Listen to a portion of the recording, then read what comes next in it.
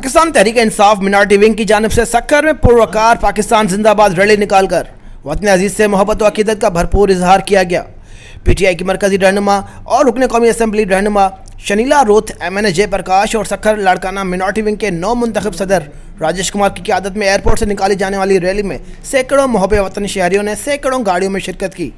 Rally जहाँ से गुजरी देखने वाले देखते रह गए।